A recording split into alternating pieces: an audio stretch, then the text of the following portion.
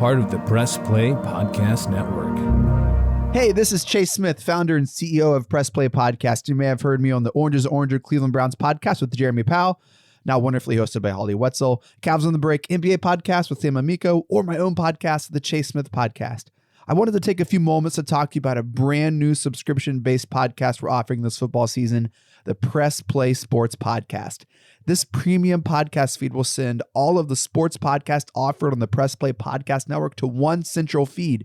Yes, you can still follow and subscribe to all of our individual shows for free on every podcast platform. But if you wanted to consolidate your podcast feed and listen to them all in one location, the Press Play Sports Podcast is for you. I'm talking the Oranges and Oranger Browns podcast with Holly Wetzel and Jeremy Powell, Red Guy and Rhoda, Sable Brothers on the Baseline, Cavs on the Break, the Dennis Maniloff Show, the Ball Card Show, the Premium Fantasy Podcast, a Swing in a Tribe MLB podcast, and the Tim and Shipe Show, a college football podcast, all in one feed.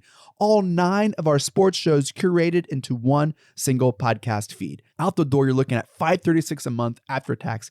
That's $5.36, just about the cost of a drink at Starbucks. And this is only offered on Apple Podcasts. You can't get this anywhere else. It's an Apple Podcast exclusive.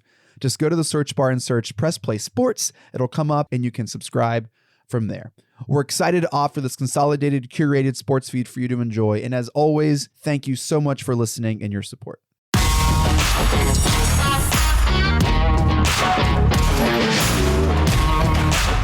Welcome to the latest edition of the Dennis Maniloff Show, part of the Press Play Podcast Network. I wish I came to you in a better mood, but the Browns did not allow it. This afternoon, we're taping Sunday night, the 12th of September. Earlier today, late afternoon kickoff out of Arrowhead Stadium in Kansas City, Missouri.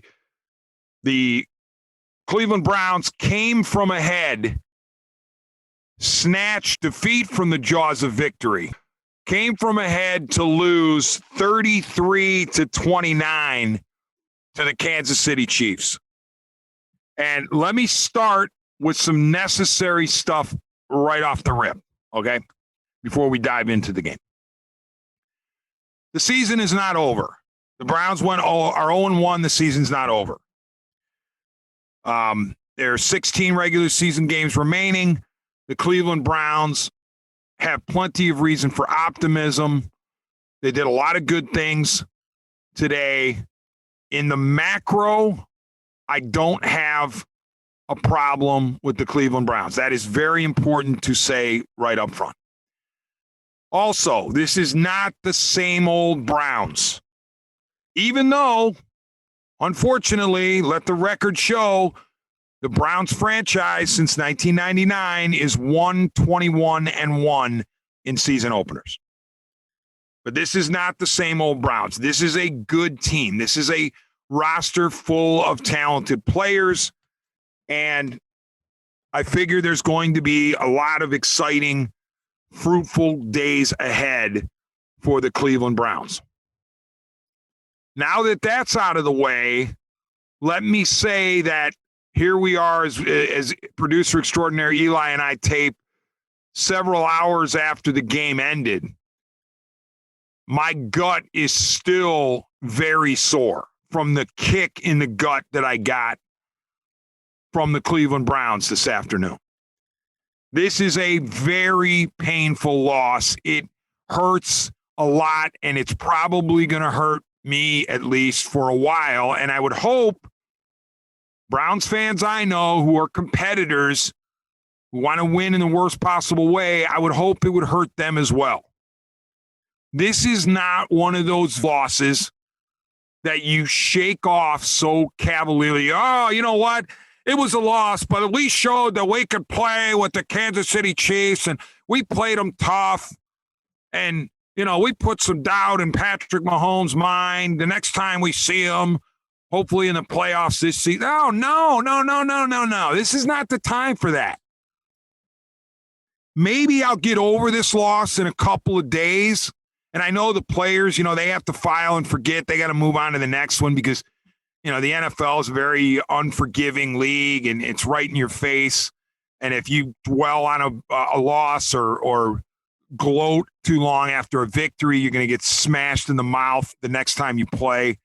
So these guys have to file it. But for me, as a longtime, lifelong observer of the Browns, lifelong fan of the Browns, I'm allowed to grind about this loss. Let me tell you something. This one hurts more than if the Browns had been boat raced. If the Browns had gone out and the Chiefs just dominated them from the jump, beat them 42-10, I'd be like, you know what? That's bad. That's definitely bad. And it doesn't look good as far as the Browns matching up with the Chiefs. But I would rather lose that way than the way the Browns lost today. And you say, well, wait a minute. The way they lost today was competitive. The way they lost today proves that they can hang with the Chiefs. But it's the manner in which they lost. You cannot lead. Let me rattle them off here. 8-0, 15-3, 22-10 at the half. Leading at the end of 3, I believe it was 22-20. You can't have all these leads, 29-20 in the fourth quarter, and lose the game. Can't do it. And that's where the frustration comes from. The manner in which the loss, how the loss happened. Because this was not a case where you were overmatched. This was not a case where you didn't play well for the vast majority of minutes, at least on the offensive side. Quite the contrary. The Browns played near perfect offensive football in the first half. They were controlling everything on the offensive side, dictating the terms to the Chiefs defense. And even the Browns defense, which was springing leaks periodically, and you'd expect that when you're battling, Patrick Mahomes and Tyreek Hill and Travis Kelce and those guys. Even that defense had only allowed 10 points at the half. So the Browns were in total control at the half, still in control in the third quarter, went up 29-20 in the fourth quarter, and still lost. That is why I am in a really, really, really bad mood at this moment. The Browns, 24-21 in first downs, 457-397 in total yards, 8.2 yards per play as opposed to the Chiefs' 6.5. Browns only committed 5 penalties for 30 yards. Browns were 4 for 4 in the red zone, 4 touchdowns, and they still lost. So, no, this loss doesn't doom the season. Far from it. Can this loss be a distant memory relatively soon if the Browns do what we think they're going to do and rip off a lot of victories? Yeah. But I'm worried that it could come back to bite them in this sense. The next time you would face the Chiefs this season would be in the playoffs. Did this loss mean the difference between the Browns hosting the Chiefs and the Browns going to Arrowhead? That's the big concern that I have. Did the Browns, by blowing this game, and there's no other way to put it, they blew the game, did that cost them home field against the Chiefs in the playoffs? We got a long way to go to get there, I understand, but that's in the the front of my mind. The other thing that's worrying me is the Browns didn't exactly shut down Patrick Mahomes. They didn't exactly shut down Tyreek Hill or Travis Kelce, the big three of the Chiefs offense. Patrick Mahomes, the best quarterback in the NFL. 27-36, 337, 3 TDs, no picks. Sacked just twice. Now 11-0 in September in his young career. 11-0 as a starter in September. He has as many victories as he's been sacked in September. 11-11. I think the total now for TDs in September is 35 to 0 picks. So there's no doubt the Browns faced a daunting task when they came into Arrowhead on Sunday afternoon, September 12th, trying to beat Andy Reid, the head coach, who's awesome in September anyway. Patrick Mahomes, who's great in September and is the best quarterback in the NFL. Tyreek Hill, a speed merchant. As a wide receiver, I can't stand the human being, but I have to begrudgingly acknowledge that he's a great player. 11 catches, 197 yards, 1 touchdown. The touchdown was a 75-yard pass from Mahomes in a one-play drive possession. And then Travis Kelce, Cleveland's own, likes the Browns when he's not talking to Chiefs or not wearing a Chiefs uniform or not playing the Browns. But Kelce, 6 catches, 76 yards, 2 touchdowns. Could have had probably 12 catches if they would have looked his way more. He only had 7 targets. My concern, on top of the fact that the Browns might have given away a home field advantage against the Chiefs in the playoffs, is that they really didn't do anything to make Mahomes, Hill, and Kelce nervous. And given that the Chiefs beat the Browns in the divisional round, and I think they've beaten the franchise 5 times in a row, but really the only 2 that matter are these last 2. Given that the Chiefs beat the Browns in that divisional round with only 2.5 quarters from Patrick Mahomes because he was knocked out because of a concussion, they're looking at this going, well, gee, we beat them then. We didn't even have a full game of Mahomes. We beat them here. It was our first game. We knocked off some rust. They really haven't proven they can cover Tyreek Hill. They haven't proven they can cover Travis Kelce. And they haven't proven they can really bottle up Patrick Mahomes. That's the secondary concern that I have coming out of this. I'm not worried about the Browns' ability to recover from this particular loss. But I am worried about what this says about the Browns matching up against the Chiefs, specifically their best players on offense. All right, as I look at the game and I realize that the Browns came from ahead to lose, 5 things stick out to me as primary reasons why the Browns lost. And before I get to those, I want to give out my heartiest, most heartfelt congratulations to Browns head coach Kevin Stefanski for what I believe to be a phenomenal game call. I thought he called a great game, phenomenal game, incredible, any superlative you can throw out there. I was critical of Kevin Stefanski in the divisional round last year. I didn't think that Stefanski was on his game as actually just, January this year, but last season, the end of last season. I felt like Stefanski could have called a better game, and I think he knew it too. First year as an NFL head coach, second playoff game, but actually first playoff game for him because he missed the Steelers wild card game because of COVID. And, they needed to do better that game offensively. They lost 22-17. All you need is 23 points. You beat the Chiefs. You had opportunities. You didn't do it. Some of the play calling felt like it was disjointed. As great an offensive mind as Stefanski is, as knowledgeable as he is about football, it just felt like that wasn't one of his better games, and it came at a bad time. And in that game, Baker Mayfield in the offense had the ball late in the fourth quarter, chance to go down the field, score, and win. Didn't do it. In that game, it was against Chad Henne because Henne had replaced Mahomes. This time, the Browns had the ball late in the game, chance to go down the field and win. Admittedly, would have been difficult because compressed time frame, but they had a chance, a good chance. And they didn't do it. But this time, though, it was not Kevin Stefanski's fault. Kevin Stefanski, he doesn't need me to say it, but I'll say it. He was awesome. He had his team ready to play. He dialed up, great play after great play. He wasn't too cute. He didn't try to be, super funky with double reverse flea flickers, but he did have some trickeration in there. He kept the Chiefs off balance. He unleashed Anthony Schwartz's speed on the Chiefs, and they weren't ready for it. He did all this without Odell Beckham Jr. I felt like Kevin Stefanski never had a hiccup. And I did a show before this podcast on WTAM 1100 here in Northeast Ohio.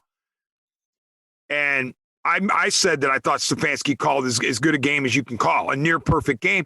And the only criticism I got was, well, he was running Chubb too many times in a row. I think it was twice in a row before he fumbled.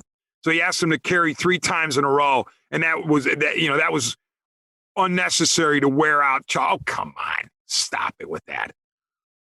You think Nick Chubb is going to sit there and go, oh, well, the reason I fumbled was because I was getting too many consecutive carries. No, this guy's built to tote the rock time and again. Kevin Stefanski was absolutely right to lean on him. There's no problem there at all. So I wanted to make sure that Kevin Stefanski got his props, got his due, before I went into the reasons why the Browns lost today, in my opinion. 5 of them stick out. Number 1, Ronnie Harrison getting ejected in the first quarter. I think it was first quarter, at very least first half, but it was relatively early. It was either early first or late first, early second quarter. Brown safety Ronnie Harrison involved in a tackle over on the sideline where the Chiefs sideline, and looked to me, watching the CBS telecast with Jim Nantz and Tony Romo and Tracy Wolfson, looked to me like Harrison got nudged a little bit accidentally and kind of lost his balance and wound up stepping on one of the Chiefs players. Well, one of the coaches on the Chiefs, not Andy Reid, I can't remember who it was, but he didn't take to that very well, and he pushed Ronnie Harrison. Not hard, but he pushed him. Well, Harrison responded with a shove that was much harder than that of the coach. Initially, the officials hit Kansas City with the unsportsmanlike conduct from the bench, but then they kind of gathered together, and I don't know whether they got beamed from New York or buzzed from New York, but they wound up saying Ronnie Harrison committed an infraction that warranted ejection. And yes, he did. He did warrant an ejection there. I wish to heck that the Kansas City coach would not have pushed Harrison first, but Ronnie Harrison has got to show more restraint. He cannot, in that situation or any situation like that, put his hands on an opposing coach unless he's putting his hands around the coach and smiling with him for a picture or something like that. But that was a big mistake, and not having Ronnie Harrison for the rest of the game hurt the Browns, no doubt about it. Hurt them against a talented quarterback like Mahomes and talented targets like Kelsey and Hill. You were already down Grant Delpit. He was inactive as a safety. And then on top of that, John Johnson III, I think, was dealing with high dehydration issues. So your safety position was unsettled, to say the least, when it absolutely needed to be settled against a great quarterback like Mahomes. So that was my number 1 reason that stood out. Number 2, end of the second quarter, Browns have a chance for another touchdown. They're not content with a 22-10 lead. Mayfield throws a bomb down the left sideline. It falls incomplete, but at second glance, upon further review, you see that Anthony Schwartz, the rookie, broke off his route to the sideline instead of continuing on a go route to the end zone. He had his man beat. Baker Mayfield thought he was going to continue with the go route into the end zone and put a ball that I think would have caught Anthony Schwartz in stride for a touchdown if Schwartz doesn't break to the sideline. And when I say break off the route, I mean, he looked back, so I think he was thinking he was going to have a little out route situation, but in that spot, he has to continue to run straight down the field, straight down the left sideline. Mayfield, that's what Mayfield thought he was getting, and it turned out to be an enormous play because the Browns were unable to cash any points on that final possession, even though they had a wacky pass and lateral that got him inside the Chiefs' 20. So I think about that Schwartz mistake, and here's the thing, too. While I wish that Schwartz would have done that and continued the route as Tony Romo, the ace analyst on CBS with Jim Nantz said, I also don't want to dog Anthony Schwartz because he contributed in this game. He helped the Browns offense. He was a factor. When Beckham couldn't go, you've got all of a sudden, you're essentially your number 2 receiver as they went out was Anthony Schwartz behind Jarvis Landry, and Schwartz wound up finishing 3rd on the team with 69 yards. He had 3 receptions. Only Njoku 76 yards and Jarvis Landry 71 yards eclipsed Anthony Schwartz. I was happy to see Anthony Schwartz out there, the world-class speedster out of Auburn. I thought that Auburn had underutilized him, and when the Browns were going into the second day of the 2021 draft, I had mentioned to a buddy of mine that the Browns desperately need to inject speed into the proceedings for the upcoming year, 2021 and beyond. And I looked at the list of guys who hadn't been drafted yet who had high-end speed, and Anthony Schwartz stood out to me because I felt like he could slip to the Browns given his lack of production at Auburn. He was considered raw. Okay, fine, but I also think he was underutilized. Well, he went in the 3rd round. He slipped to the 3rd round. The Browns grabbed him, and in his very first NFL game, he made an impact. 3 catches, 69 yards, and here's the other thing. He brought the tangible, intangible, which is to say that his speed caused problems for Kansas City even when he wasn't targeted. Anthony Schwartz brought an element of high-end speed that the Chiefs had not seen from the Browns in the divisional round. And I think it rattled them, and I think it opened up the field for Cleveland. It opened up the field for Stefanski. He was able to call some plays that maybe he wouldn't have otherwise called because the Chiefs had to respect Anthony Schwartz. I think that's one of the reasons why the Browns went to him early with a couple of catches early on in the game, because they wanted to make sure the Chiefs were aware that the Browns were going to use Anthony Schwartz. They were going to use his speed.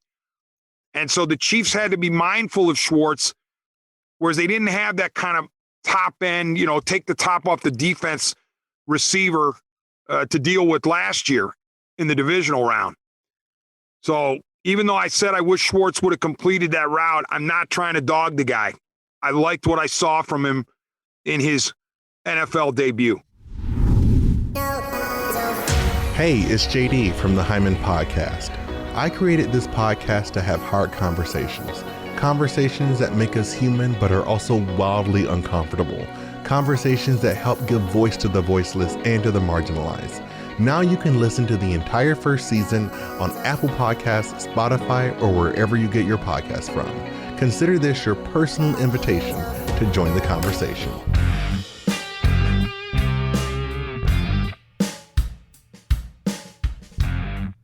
Hey everybody, I'm Gary. And I'm Jason. Opening cards as a kid, no matter what was in the pack, you always had that stick of chewing gum. Well, it turns out Gary and I opened up a box of 86 Tops last year, and let me tell you, the chewing gum does not age well. Join us on the Ball Card Show, the sports podcast for the sports collector.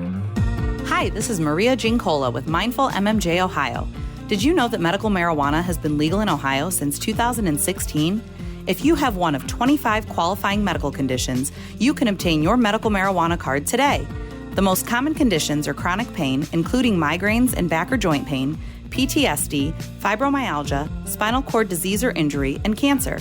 If you or someone you know is interested in learning more or to find out if you qualify, visit mindfulmmjohio.com and fill out the short pre-qualification form. The process of finding a physician, filling out paperwork, obtaining medical records, and scheduling an appointment seems like it would be a daunting process for most. But, lucky for you, Mindful MMJ Ohio will help you every step of the way to make the process quick and easy. In most cases, we can approve a qualified patient within 24 hours. And the visit is virtual, so you don't even have to leave home. So what are you waiting for? Visit mindfulmmjohio.com today. That's mindfulmmjohio.com.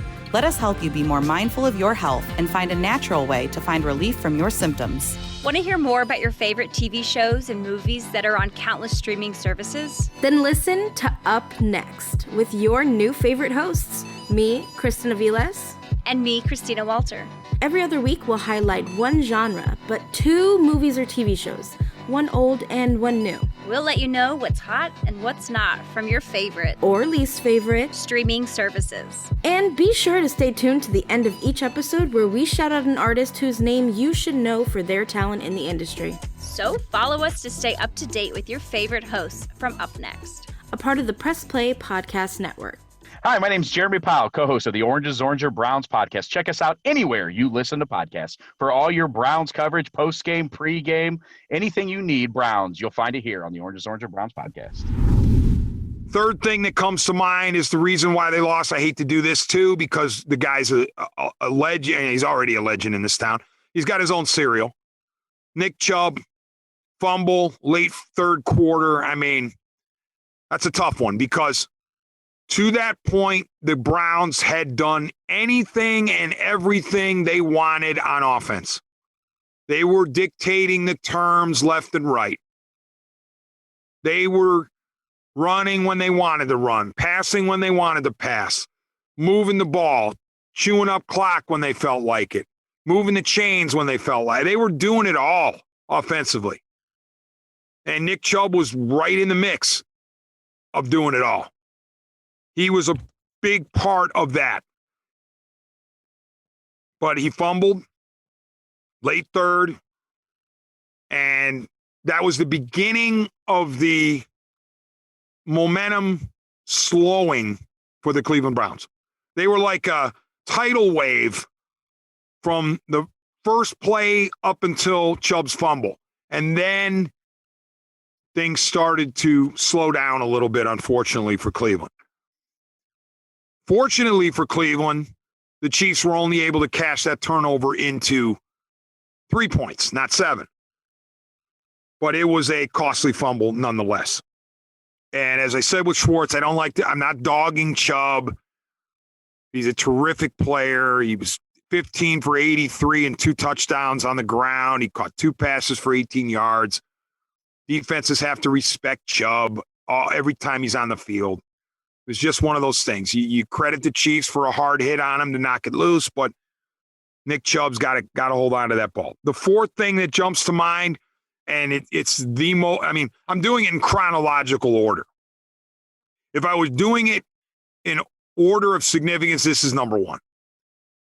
Jamie Gillen, punter for the Browns, dropped the long snap in the fourth quarter. Perfectly good snap. He just dropped the ball.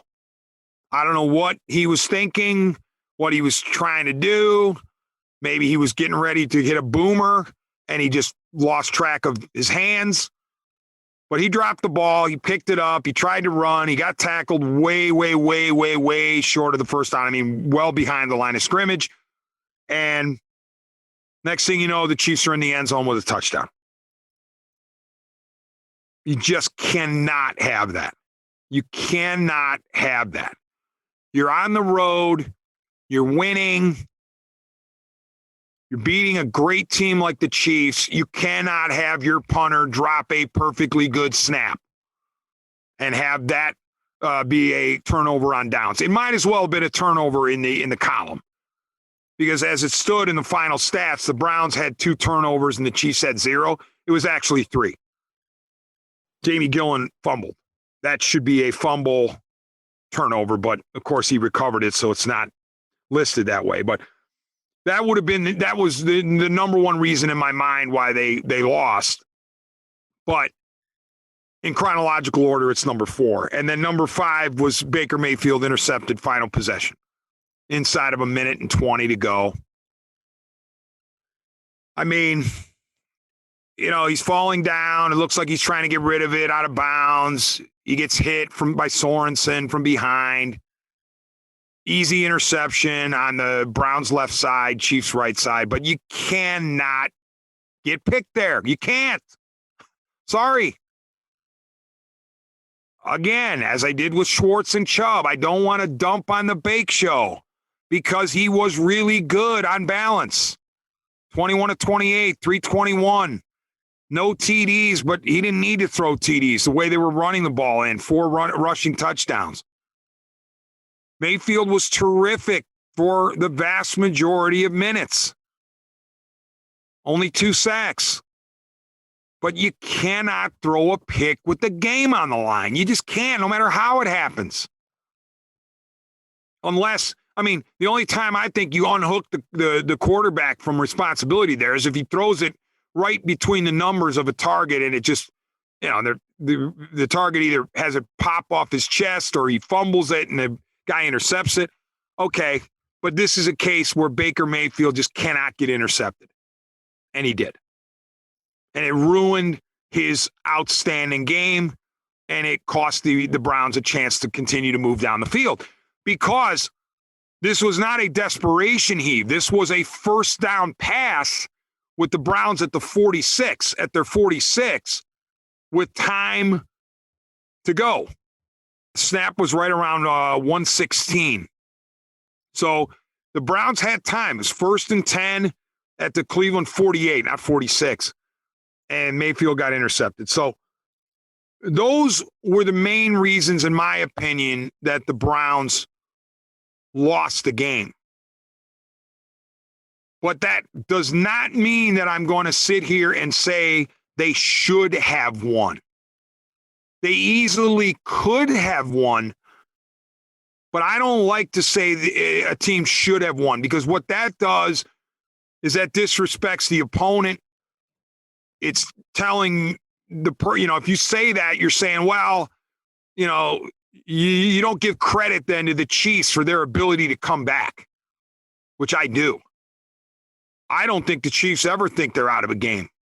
So I'll stop short of saying the Browns should have won, but they easily could have won if these things would have happened differently. The problem is they didn't happen differently. And the Browns lost, period, full stop. It bothers the heck out of me when I hear, somebody defending a team and saying, well, gee, if we didn't have 5 turnovers, we would have won the game. Or if we didn't have 15 penalties, we would have won. You're responsible for the turnovers and the penalties. You're the team that's responsible for them. So I don't make excuses. I am pretty darn sure the Browns aren't making excuses. This is a bitter pill to swallow. And yeah, they could say they're going to learn from it. But you know what? They were saying that after the divisional round too. And if you're the Chiefs, you're saying, okay, well, what can the Browns do to slow our offense down? What are they going to do? If Patrick Mahomes plays the entire game, Tyreek Hill plays the entire game, and Travis Kelce plays the entire game, what makes the Browns think they're going to slow us down offensively?